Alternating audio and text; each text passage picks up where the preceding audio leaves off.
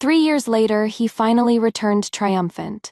I waited for our wedding night, but he was waiting to make his mistress his official wife. She is not a woman of the inner chambers. She disdains petty squabbles. Let's divorce. With my ancestral long spear in hand, I thought, she is not. And neither am I. If she is to be the wife, then what am I? I fought back tears, hoping for an answer from Liam. On our wedding day, he had only had time to lift my red veil. We hadn't even had our ceremonial wine before he led his troops to war. Today, he returned victorious, went straight to the palace gates, and asked for another's hand in marriage. A concubine, a high Zan-ranking one at most. This was the first thing my husband, whom I had waited for 3 years, said to me. The servants in the residence were silent as cicadas in winter. The newly decorated bridal chamber mocked my 3 years of foolish hope. A concubine. Since ancient times, a wife could only be divorced or set aside. How could she be demoted to a concubine? Despite my every attempt to stop it, the new wife entered the household a month later. My mother, Janin Zanlaw, happily drank her tea and held her overcome with emotion. She praised Liam for bringing glory to his ancestors and for ensuring the family line would continue. I was taken aback. Only then did I see that she was 5 or 6 months pregnant. I straightened my back, waiting for the new wife to serve me tea, but she sat down on her own and sneered. Put away your filthy thoughts. Liam and I are comrades in arms, bound by life and death on the battlefield. I have no time for the scheming of the inner chambers. I couldn't help but curse her shamelessness. Then aren't you still pregnant out of wedlock, having stolen another's husband? The new wife was furious, and immediately asked my mother Janin Zanlaw to deal with me, saying I was jealous and a disgrace to all women. The old lady poked me and told me to hold my tongue.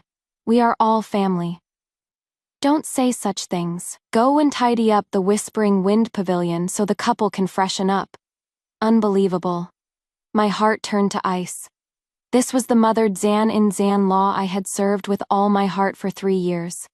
The husband I had waited for 3 years? I snuffed out the wedding candles with my bare hands and swept the ceremonial wine from the table with my sleeve. They are a couple. What has it to do with me? A surge of anger welled up in my chest, so intense it felt like my heart was tearing apart. The wine trickled down the table and pooled at Liam's feet. He looked down, a flicker of guilt in his eyes. He said, Audrey is not an ordinary woman. She is magnanimous and will not make things difficult for you. Let's divorce. I left with those words and turned away. I did not belong with the happy scene in that room. No. I did not belong in this general's residence at all. I became an invisible person in this household. The Whispering Wind Pavilion was filled with music and laughter every night. Even the servants felt sorry for me. They made sure the Whispering Wind Pavilion never had a hot cup of tea. The food was either too salty or too bland. And on cold days, the braziers were filled with damp, smoky charcoal. One night, Liam, his face bruised and swollen, kicked open my door and stood before me. The Suzhou Jian embroidered screen in the room crashed to the floor. I hastily pulled the covers over myself. As expected, the most venomous heart belongs to a woman. Audrey is pregnant, yet you incite the servants to bully her. Before I could speak, a basin of cold water was poured over me, soaking my quilt. He sneered and took away the brazier from my room. I turned and had the fire dragon in the Whispering Wind Pavilion extinguished. I poured cold water into it, and the rising smoke made the 2 people inside weep. I let out a small laugh. This is what you call bullying. That night, it was not just the quilt that was cold. The moon outside the window was as bright as it was on the night before my wedding. The jade pendant my father had personally put around my neck gave off a faint, insignificant warmth. I remembered my father saying, "Achieving fame and glory is a man's business. My pearl, of course, must be cherished in someone's heart, held in their hand." He had bled on the battlefield, and his greatest worry was me. It was he who had chosen the Cole family for me, saying that they were a small family, and if I married down, they would surely not dare to mistreat me. He was right, but on the condition that he was alive. I only had myself. On New Year's Eve, it snowed heavily. As was tradition, I was paying my respects to our ancestors. Just as I lit the incense, the courtyard gate was once again kicked open by Liam. He grabbed my neck like a madman. My mother is gravely ill and has suddenly fallen unconscious. How have you been taking care of her all these years? The burning incense seared my hand, but it was nothing compared to the pain in my heart. Liam punished me by making me kneel in the ancestral hall. I stood straight. He kicked me behind the knees in a rage. The maid Willow cried and pleaded. My lady hurt her leg from kneeling in the snow in the dead of winter to pray for the old lady's medicine. She cannot kneel. He glanced at my pale face impatiently. You've had it too good all these years. That night, a freezing rain began to fall, the ice pellets hitting the window panes. My knees ached with a dull, persistent pain. Willow came to bring me medicine but was stopped. The general has ordered that the lady must reflect on her mistakes. Then why should I pretend to be gentle anymore? I kicked open the ancestral hall door and strode out. The general's residence was an empty shell. The old lady had been nourished by treasures all these years. To maintain their respectable facade, it was all my dowry that was subsidizing them. Since the Cole family was unjust, they couldn't blame me for being unrighteous. I took stock of my dowry and ordered my servants. Cut off the subsidies, guard our courtyard. Liam thought I was just bluffing and came rushing over. Aurora, you have been barren for 3 years, and you are jealous and unfilial. I can divorce you. You know that? Liam paced anxiously, like a caged beast. I smiled. Do you dare? The official rewards had not yet been announced. He didn't dare to act rashly. To divorce me, the last of the Holt family, would bring a torrent of criticism from the court officials that he couldn't withstand. He didn't dare, and I didn't want to waste my breath. He avoided seeing me and never mentioned the divorce. Seeing that Liam and I were at odds again, and with Audrey heavily pregnant, my mother Zan in Zan law, fearing that Liam would be wronged, had the idea of making Willow his concubine. The moment she mentioned it, I flatly refused. But the news still reached Audrey's ears. She sullenly forbade Liam from entering her room, and after accepting numerous apologetic gifts, sneered. As I said, I have no time for the scheming of the inner chambers. Liam was forced by his mother to come to my room. I didn't even look at him. Let's divorce, no matter what he said or did. That was my only answer. He gritted his teeth and admitted he was wrong, asking me to be more tolerant. He promised to respect me in the future and give me the honor I deserved. I threw him out. Not long after, Audrey gave birth to a boy. My mother, Zan in Zanlaw, who had just recovered from a long illness, was overjoyed and hosted a grand banquet. The feast lasted for 3 days. On the 4th day, my mother Zan in Zanlaw came to ask me for money to pay the bills. There is none. I was reading a book on military strategy, and didn't even look up. If you can't lay your own eggs, don't be jealous of others. My mother Dan in Zanlaw cursed at me. Although I didn't care anymore, my heart still ached. Liam's face was extremely ugly. Consider it a loan. As soon as my rewards are announced, I will pay you back immediately. I'm not lending you any. Liam was panting with anger. I slowly turned the pages of my book, completely ignoring his presence. Forced into a corner, my mother Dan in Zanlaw took it upon herself to sell a few shops to cover the expenses. Willow couldn't help but complain about their vanity, and Audrey happened to overhear. When I rushed to save her, Audrey was stripping her clothes and saying with a smile, "When did it become your turn to speak in this household? You are just a plaything for Aurora to keep her husband's favor. A plaything should be played with." Smack. I slapped her hard across the face, so hard that her lip bled and her hair came undone. Only when Liam divorces me will it be your turn to speak. The turmoil in the household made my mother Zan in Zanlaw summon the doctor 3 times a day. After Liam had pacified his mother, the gate to the Whispering Wind Pavilion was once again shut tight. He probably had no money to apologize with, so he came to find fault with me instead.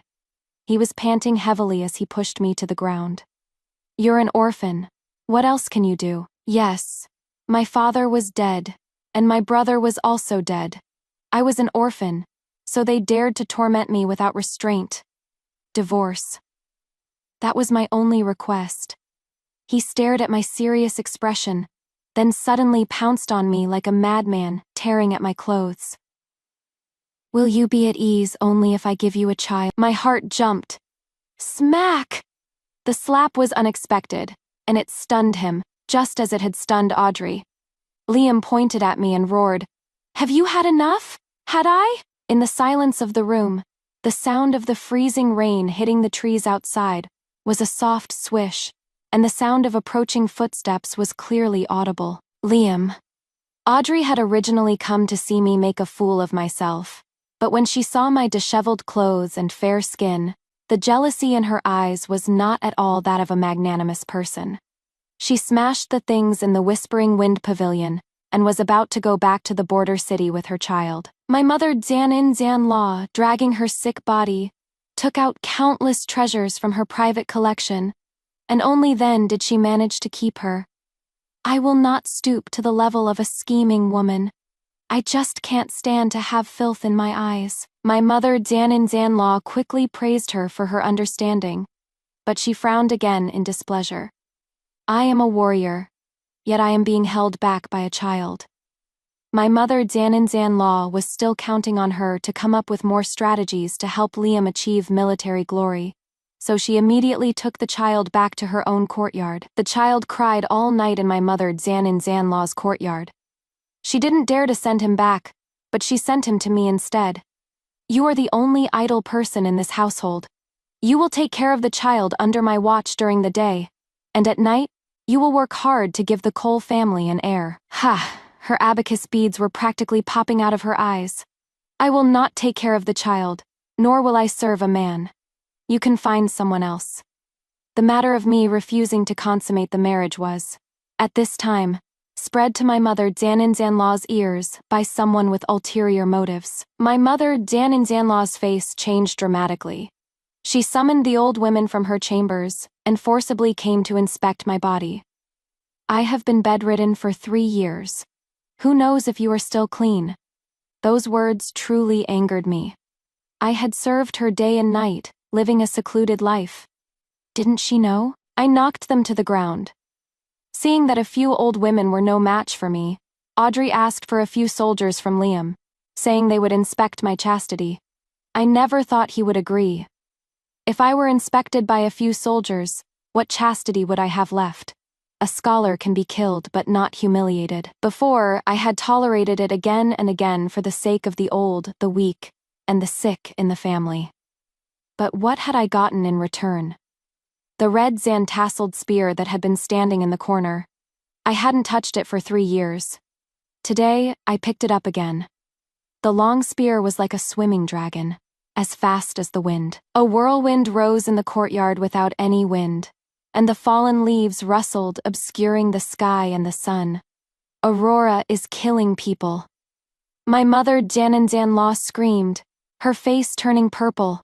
She gasped for air like a dying fish, clearly having another attack before she passed out. She was still giving orders. Sell her, sell her! My Cole family cannot suffer a great loss. Sell her after she has been defiled. That day, it was chaos. The residence was a mess. Audrey used a sword. Liam used a saber. More than 20 people attacked me at once, but they couldn't defeat me. When my long spear was at his throat, his eyes were still filled with shock. Why didn't you say you knew martial arts? You know, I've always admired warriors. I don't need your admiration. Audrey was a warrior, and he considered her a kindred spirit, serving her hand and foot while also sleeping with her. Let's divorce. Amidst the chaos, I coldly withdrew my long spear. This family of snakes and demons made me sick to my stomach. My rewards are about to be announced. Aurora, don't regret this. I have no regrets. I will remember the shame of today. In the future, it is not certain who will regret it. I finally left the Cole residence with my head held high. Liam's hand, holding the divorce papers, trembled. The 7-foot tall man bowed his proud head. He begged me not to make a scene. He allowed me to take my dowry, and under the pretext of visiting my family, I moved back to the Holt residence, publicly declaring that I was in mourning for my father to show my filial piety.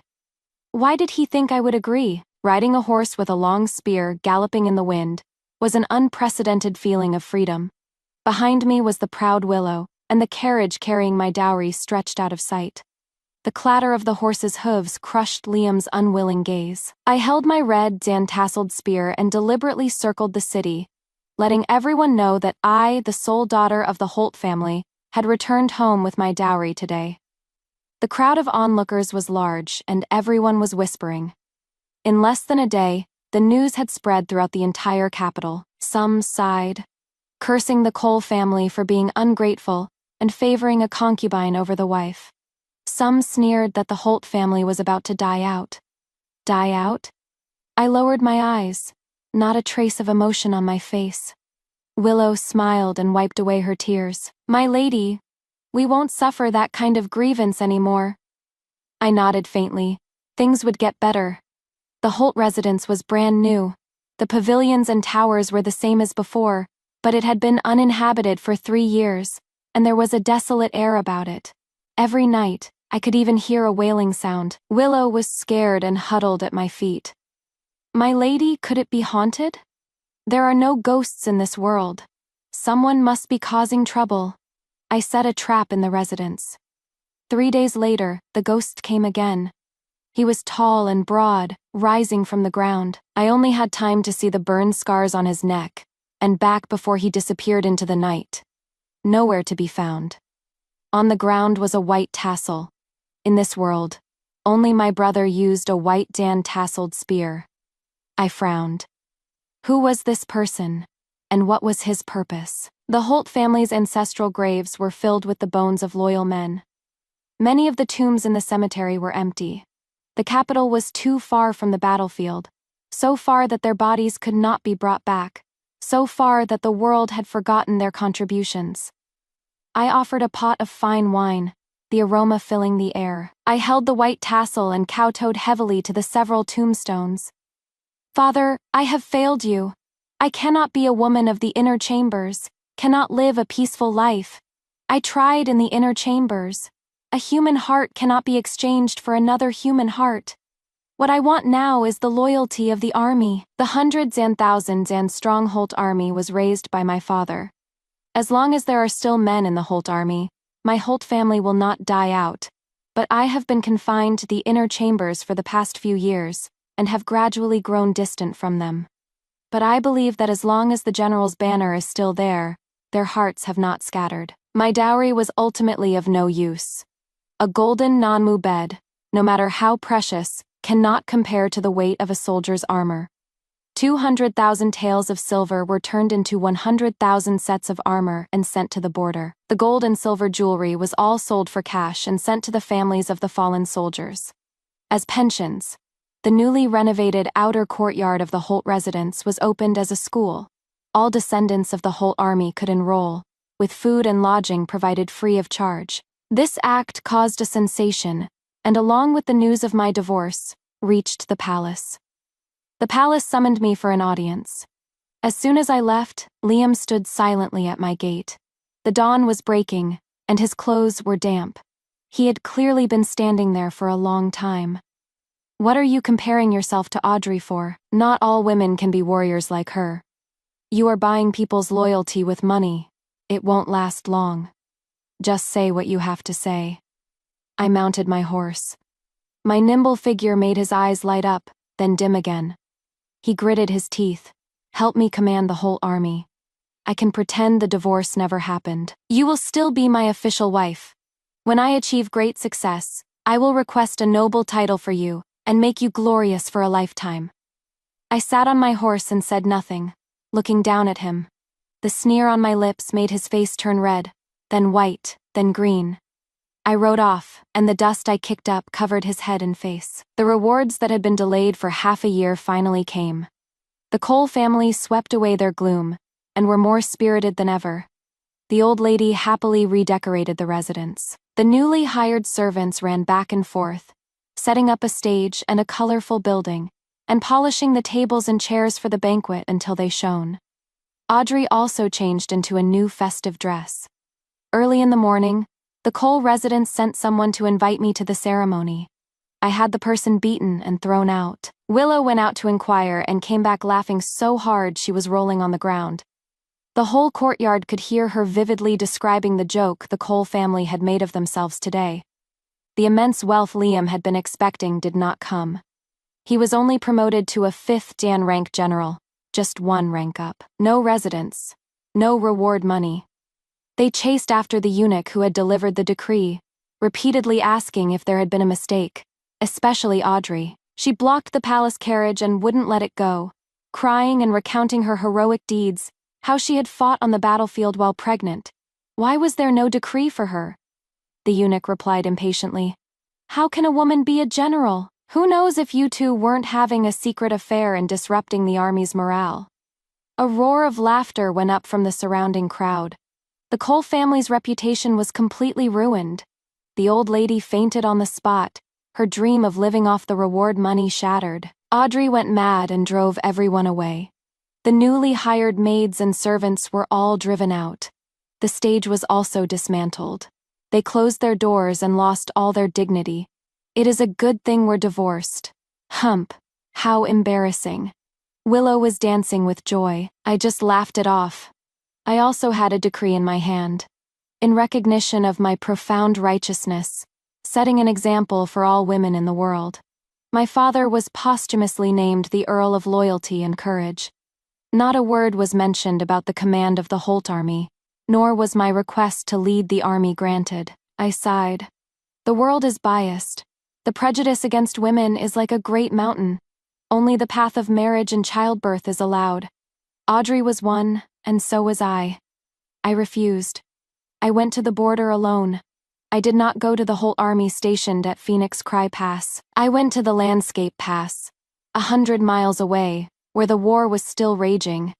I was being followed by the man in black from that day. He followed me at a distance, but I still didn't know his purpose. The further northwest I went, the more shocking the devastation of the war became. The able-bodied men had all gone to the battlefield. The only ones left in the city were the old, the weak, and the sick. Young infants crawled on the ground, dazed. Numb women, like walking dead, stood at their doors day after day, hoping Citrine City was the last border city. Ahead was the vast desert smoke, the yellow sand stretching on. A brave child came up to touch my long spear. I smiled and taught them a set of military boxing. When they learned that I was going to join the army, the women kindly brought me porridge, thin and watery. It was the best they could offer. The smoke of the northwest was faintly visible. I set out with the soldiers escorting the military supplies. Who are you? I'm joining the army. The soldier looked at me suspiciously and deliberately tried to shake me off. I smiled wryly and followed a step behind. When I found that the cart tracks were suddenly scattered and chaotic, the soldiers were hidden in the yellow sand, their eyes wide open in death. The supply line behind the army had been cut. Either there was a leak in the army, or there was a traitor in the city. I followed the tracks. A group of enemy soldiers was celebrating in the yellow sand. I pretended to be panicked and ran away. The enemy soldiers laughed and chased after me. I was quick and struck with one blow. That day, I killed 30-6 people. The man in black who was following me killed 40-4. The news of the enemy's appearance in the rear cast a gloomy atmosphere over the front line. If only Audrey were here. Yes, she could disguise herself as a prostitute and infiltrate the enemy camp to gather information. Many people agreed, and some of their laughter was not well-intentioned.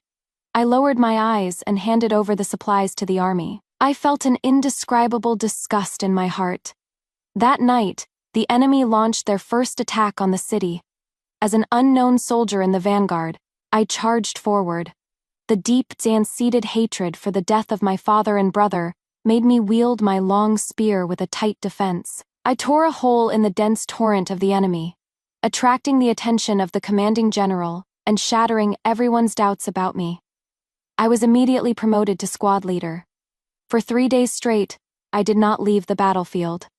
The red tassel on my long spear was soaked with blood, so heavy I could barely hold it. The commanding general was terrified and sent 3 battle reports, an urgent request for reinforcements. I was puzzled. The capital was still far away. Why not ask for help from Phoenix Cry Pass? When Liam and Audrey arrived at Landscape Pass, it was already 20 days later. The two of them were determined to achieve more military glory. Without resting, they urged an immediate attack. I had killed over 1,000 enemies and was already the commander of the vanguard. I knew that the troops were exhausted from the long journey and that it was not a good time to attack. I argued my case. Liam was surprised to see me here. What does a woman like you know? A military order is a military order. I could only go out and fight. That battle was a disastrous defeat. The vanguard had taken out 5,000 men, and less than 2,000 returned. Many of the new soldiers under my command had died. They were dissatisfied and wanted to go and argue, but I stopped them. It is you. No wonder we lost. Audrey sat in the command tent, sneering, and demanded that I be dealt with by military law. The soldiers of the vanguard instantly stood up, and Audrey was so scared she shut her mouth. To be greedy for glory and to advance rashly is not what a general should do. I gave Liam a cold glance and turned to go and advise the commanding general. Liam's face turned green and then red.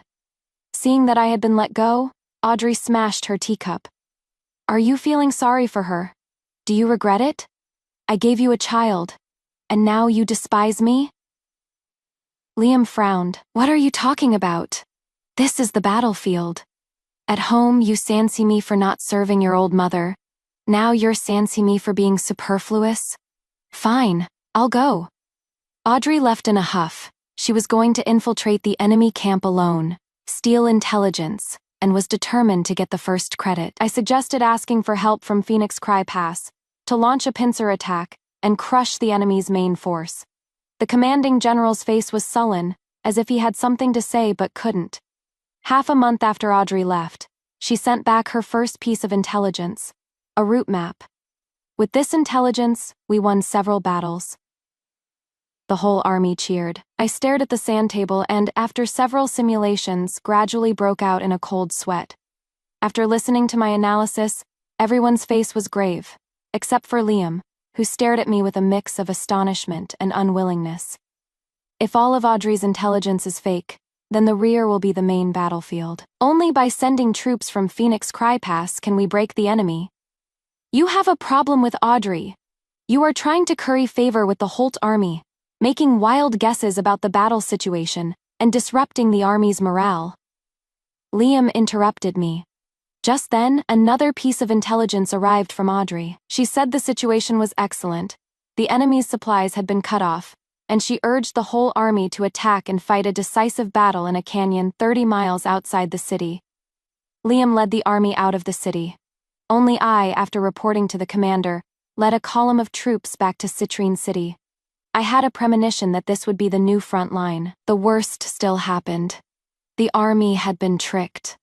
When the sound of iron hooves came in the middle of the night, the defenders of Citrine City went from terror to determination in an instant. That battle, 5,000 soldiers against tens of thousands. Even the women and children in the city joined the fight. The women with a determination to die, and the children with their newly learned military boxing, stood guard at their doors with resolute eyes.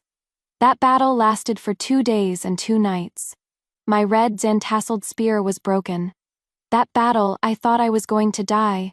Before I fell unconscious, I saw a white zantasseled spear blocking in front of me. I became famous in one battle. The 5,000 defenders, with a small force against a large one, had protected the border city with their flesh and blood. The memorials requesting my commendation flew into the capital, like snowflakes, and Landscape Pass was lost. The commanding general could not escape responsibility and committed suicide to atone for his crime. In the absence of a leader, Liam became the commanding general. When Audrey crawled back, covered in wounds, she excitedly wrapped her arms around his neck and jumped for joy. I told you my plan would work. Liam was not happy. The losses in this battle were heavy. More than half of the defenders had been lost, all because of his belief in her false intelligence. A general's success is built on a pile of bones, Liam. They died a worthy death, I asked. Since you were exposed, how did you get back? She glared at me with anger. We are comrades in arms. Are you wishing for my death? I said faintly. We are comrades in arms. You have caused the deaths of tens of thousands. Your victory is the strange one. The city was full of women and children. How did you defend it? And how did you know the enemy's movements? You went to Citrine City in advance. Are you a spy? Enough! Liam interrupted her, staring at the sand table with anxiety. Are you rekindling old flames? Since you came to the front line, you have been protecting her everywhere. Yesterday you also disobeyed military orders and went back to kill in Citrine City. Liam, don't forget how you got to where you are today. I had heard enough of their love story. I took my men to clean up the battlefield behind the enemy lines. It was a human hell. The city walls were covered with the bodies of women who had died a heroic death. They had clung to the enemy soldiers who had climbed the walls and jumped to their deaths. When they ran out of weapons, they used their teeth. When they ran out of teeth, they used their nails. The scene was so tragic that I will never forget it. Who says women are not as good as men? The enemy had regrouped and was about to launch a general attack. Liam was so worried he couldn't sleep at night. I once again suggested, why not join forces with Phoenix Cry Pass? He gritted his teeth and did not explain. My suspicion grew. Landscape Pass had fallen. How could the whole army at Phoenix Cry Pass just stand by and watch? Under the cover of night, I slipped out of the city and went to Phoenix Cry Pass to investigate.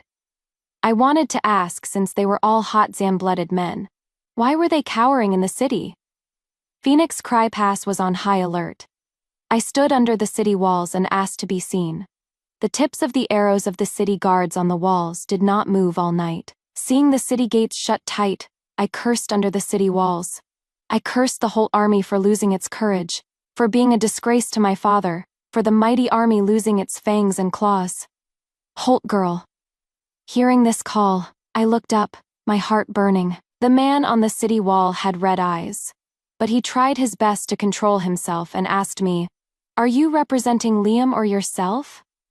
He was the deputy general of the Holt army, my brother's best friend, Nolan.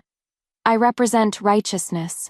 I represent the tens of thousands of people behind Landscape Pass. I begged General Nolan to go to war. I knelt down.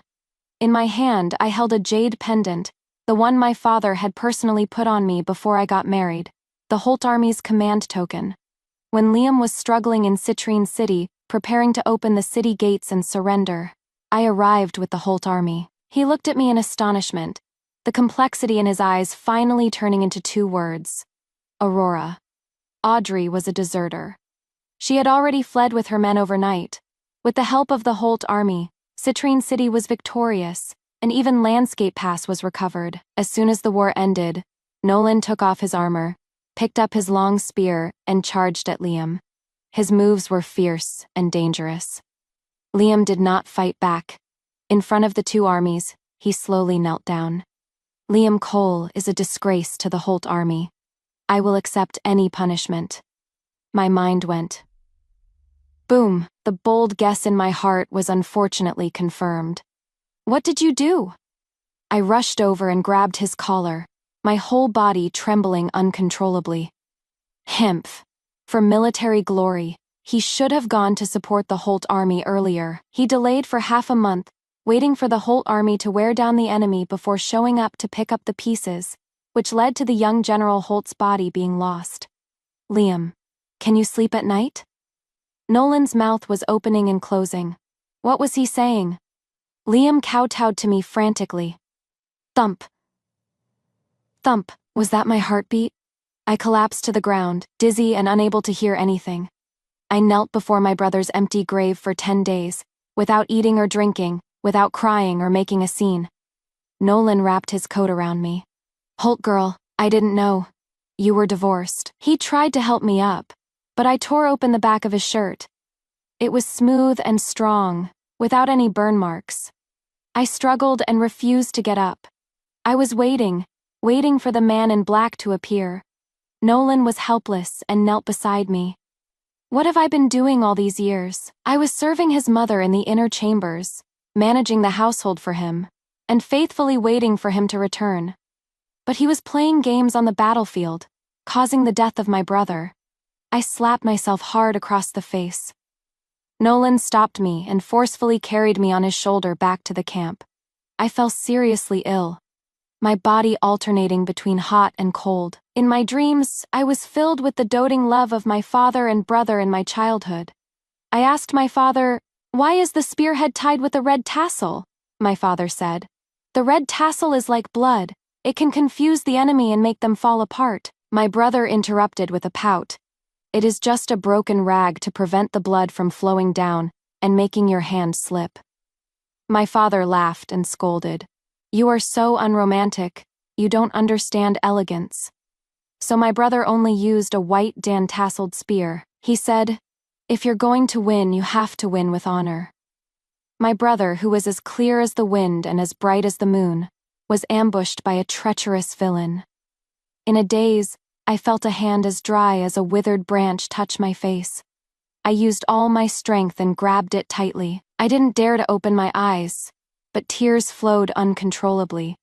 The sobs in my throat made me feel so suffocated. I was so afraid that if I opened my eyes, he would be gone. I couldn't beat him. I had never been able to beat him since we were little. "Brother." I suddenly burst into tears. The grievances and sadness of all these years could no longer be contained, and they flowed out like a flood, my sobs like those of a lost child. He said nothing, but he didn't leave. I opened my eyes, and the person in front of me broke my heart. He had been burned all over. Half of his face was gone. His body was stooped. His arms were bent at a strange angle, and his neck was fused together. He clearly couldn't speak. He looked at me with a gentle expression, holding a bowl of clear noodle soup, just like when I used to throw tantrums as a child. The war in the Northwest ended, and the court's rewards came quickly, because of my outstanding military achievements, defeating a larger force with a smaller one. I was exceptionally promoted and named the first female general.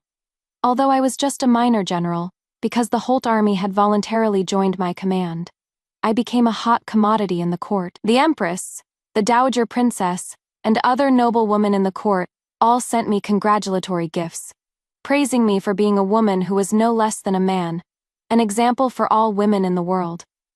The day I returned to the capital, the streets were packed.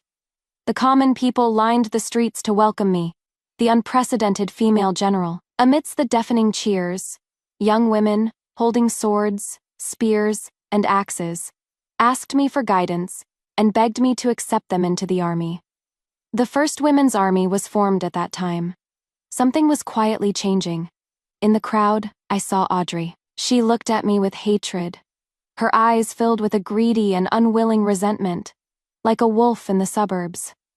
Liam was right behind her, looking at me, dressed in my finest, and I didn't know what he was thinking. I gave them a cold glare. "Just you wait." The pain my brother has suffered. The tea houses and restaurants in the capital were all telling the heroic stories of the female general.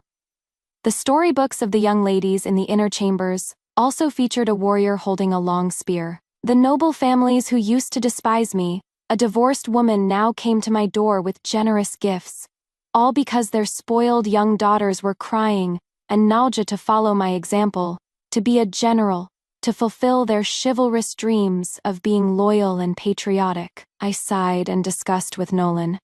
"Can you go back to your own home? If you stay any longer, all the women in the capital will be crying and coming in to learn martial arts." After Nolan returned to the capital, he had volunteered to be the instructor of the martial arts hall. I looked at him closely. He was dark and swarthy. I didn't know what kind of eye gunk had blinded these women. If I leave, what if the Cole family comes to cause trouble again? Can a weak woman like you out-argue that old lady? The old lady from the Cole family had already come twice. I didn't know how Audrey, a deserter, had explained it to them, but the old lady actually believed that I had used my family background to steal Liam's military glory. "My son is the commanding general. How did you get the credit? Which wild man did you sleep with to climb up the ladder? She was even convinced that Nolan was that wild man. People who were prejudiced against women also believed it. It was truly incredible that an orphan, a woman of the inner chambers, could achieve such great military success on the battlefield. Go and ask your daughter Zanin Zanlaw. Who can sleep with her? She used to be a military prostitute. A young soldier shouted, "Silence!" I scolded the young soldier. On the battlefield, there is only loyalty and treachery. She had made some contributions. After all, the old lady was taken aback for a moment, then subconsciously looked at a certain place in the crowd. Audrey fled in panic. How I got my credit, the 100,000 soldiers know, the court knows. It is not for you to judge. I didn't want to get entangled with her. I had important things to do today. I went straight into the palace, holding my brother's hand, and we ascended the high platform step by step. The news that the young General Holt, Anselm, was still alive instantly shocked the court. The Holt family had lost 2 great generals in a row. The border was in constant turmoil, and there was no one in the court to use. They had no choice but to use Liam. Now that Anselm was back, the border could be safe for 10 years. After the Emperor met my brother, he was greatly shocked. The cruelty of war was exposed to the Emperor for the first time. He had tears in his eyes and immediately named my brother the Marquess of Loyalty and Courage. He told him not to lead troops into battle, but to do everything he could to heal his body. I have something to report. Liam Cole and his wife were greedy for glory and rashly advanced, believing in slander and falling for a countered and espionage trick, which led to the innocent deaths of the people of Citrine City. Citrine City was full of women and children, not a single able Zan-bodied man. My military glory is built on the bodies of women. Thinking of the tragic scene at that time, I couldn't help but choke up. Through my brother, the Emperor seemed to see the slender women, fearlessly facing the enemy's blades. He was a little moved. Women are to be feared. Reward them heavily. Bury them with honor. Record this battle in the annals of history, so that future generations will remember the heroes and not fail the martyrs. I sent all the rewards from the palace to Citrine City, set up a memorial archway at the city gate, and erected a monument of merit. The names of 230 Zan-6 women were from this moment engraved on the border. The Emperor sent me to the Cole residence to deliver a decree. I knew that this was a favor from the royal family, allowing me to do as I pleased. When I entered, the Cole residence was in chaos. Countless people were surrounding Liam, demanding that he pay back his debts. The old lady was crying and explaining, "This is all for daily expenses. It is really. What daily expenses require a Tianshan snow lotus, 100 taels of silver every 10 days, the old lady stubbornly said. When Aurora was here. This is how I ate. I'm sick. You can't just watch me die, can you?" Liam's hand fell limply. He let the old lady's curses buzz in his ears. "You brought back a broken shoe and forgot about your old mother. You never serve me. And whose child is that anyway?" Aurora. I watched the farce with a cold eye, watching Liam, at his wit's end, mortgage the house to pay off his debts. Aurora, you're back. I knew you would come to your senses. A husband and wife are best when they are the original pair. I'll go and tidy up the Whispering Wind Pavilion right away. It is best if you two make up. The old lady saw me with a happy expression, and got up to run to the backyard, completely forgetting that the house had just been sold. Liam heard the sound and looked over. Seeing me in my imperial armor, with many soldiers behind me, he couldn't help but be stunned. He looked at his own disheveled state and let out a bitter laugh. "Aurora, I was wrong." "Kneel," I said with a cold face. He was stunned for a moment, then obediently knelt. His face was embarrassed, and he lowered his head. Liam had falsely claimed military glory, and had been greedy and reckless. According to military law, he was to be given 50 strokes and stripped of his official position. He knelt there, stunned. He opened his mouth several times but couldn't say a complete sentence. He probably had no excuse. The souls of tens of thousands of soldiers had been lost in vain just because he had rashly believed Audrey. He never thought I would tear his face and report him to the Emperor. Liam, I have a question for you. How did my brother die? Silence. Endless silence. Liam's shoulders slumped, his face ashen. You already know. I fought back the urge to kill and didn't want to say another word to him. I had someone hold him down on a stool. Aurora, it was all that Audrey. She instigated it. She took the initiative to get close to me. She seduced me. The military baton was much heavier than a long spear. I personally administered the punishment, and my anger did not allow me to show any mercy. With just one stroke, he gritted his teeth and could no longer say a word. The cold water of winter, the humiliation of the ancestral hall, my brother's injuries, and the past bullying all flashed before my eyes, making me feel that 50 strokes were too light. I don't know how many strokes I gave him. My arms were numb, and my whole body was exhausted. Nolan stopped me. That is enough. That is enough, Aurora. It is enough. Liam was barely breathing, his lower body a bloody mess. One of his legs was clearly broken. The baton fell from my hand. He was barely alive. It was Audrey who set the fire. I never intended to let her. Amidst his murmurs, the new owner of the house came to the door. Fearing that he would die in the house, he was thrown out. The old lady cried and wailed, holding a baby in one arm and Liam in the other, cursing me for being ruthless and having the most venomous heart. Am I ruthless? Not ruthless enough. The entire Cole residence was searched from top to bottom, but Audrey was nowhere to be found. She had been a deserter, and Liam had helped her hide it because she had given birth to a child. Now, where was she? She was like a rat in the dark, hiding. Nolan wiped the blood from my hand and said gently, "She won't get away." More and more women joined the Holt army. The spoiled young ladies of the noble families couldn't handle the hardship of training, and their passion gradually faded after 10 days or half a month. But the daughters of the common people, in order to eat, gritted their teeth and persevered. The scale of the women's army grew larger and larger, from a few hundred to thousands. When there were too many people, chaos ensued. Rascals and hooligans infiltrated the women's army, attempting to harm the women's chastity. They were beaten and crippled by the women's army and hung in the market. There were also lazy people who pretended to be Holt's disciples and caused trouble in the school, inciting the students to create a conflict between men and women. The most common thing they said was that under the Emperor's nose, I was privately recruiting soldiers with ulterior motives. My brother's throat, under the careful care of the entire Imperial Hospital, could already make some hoarse sounds, he said with effort. Innocent and upright. I smiled. That was natural. I went to the palace to report to the Emperor. I requested to be stationed at the border, not to return without a summons. I would take the entire women's army to Citrine City for training. The school in the capital would set up branches scattered throughout the country and be supervised by the local authorities. A great ambition should not be confined to the inner chambers. With the support of the Empress, the Dowager Princess, and other women, the Emperor agreed. My brother and I had a rare New Year's gathering. I massaged his atrophied muscles and urged him to cooperate with the treatment. The Holt family's banner would still be carried by me.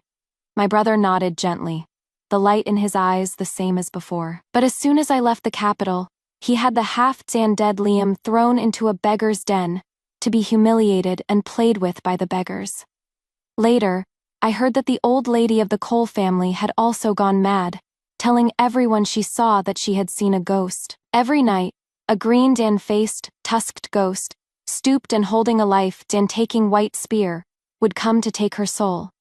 She was in a constant state of panic, and impoverished, finally died in a cold winter. Citrine City was transformed after the arrival of the women's army.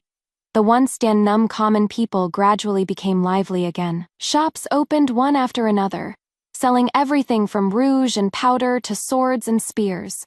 Everyone walked with a spring in their step, and there was a lively atmosphere. The children would hide in the grass and secretly follow the training. vowing to go to the battlefield and avenge the 230 Zan-6 women. I smiled and appreciated the changes here until Citrine City was attacked. The enemy force was not large. It was more of a provocation than an attack. I curled my lips. Since you've come, don't even think about leaving. I've been waiting for a long time. When the vanguard Audrey was surrounded by the women's army, she gritted her teeth and asked, "You did this on purpose.